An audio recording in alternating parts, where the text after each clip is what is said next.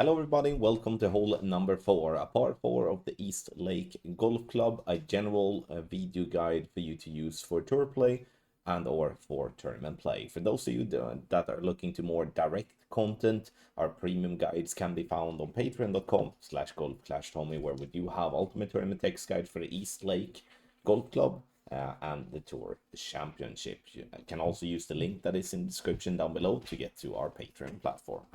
All right, we start with the drive, and as you can see, we are playing free to play. That's for all the breakdowns that I'm doing for the East Lake Golf Club here on YouTube. Starting at P6 max rest, I'm moving the target a bit more to the right.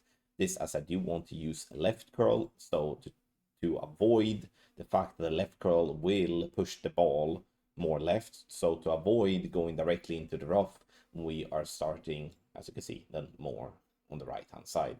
Don't really have to play with a luminary here. If you don't want to, you can stick with the Kingslayer as well, but as I do want to go with max overpower with a slow needle, then the luminary is the ball to use for that, as the Kingslayer will be a little bit shaky. A great ball shouldn't matter here. We do want to get the ball safely down here on the fairway. For those of you that do want to start a little bit higher up and push the ball to get closer to green, you can do so. But as you can see there in the distance, that there is a pretty big hill or mound or whatever we can call it, and that one is going to be a bit awkward if you are not having speed enough to get past it, because otherwise that one will push you right and you could potentially then get yourself in the rough. No elevation on the drive is my estimation. Second shot here, it's a thorn or a wedge, so it's all about how far your drive is going. If you play a short iron, I would recommend to go with max backspin to go for a backspin shot, or if you go for a rough bump, this above the bunker, but as we are in between clubs here, then it's an easy choice.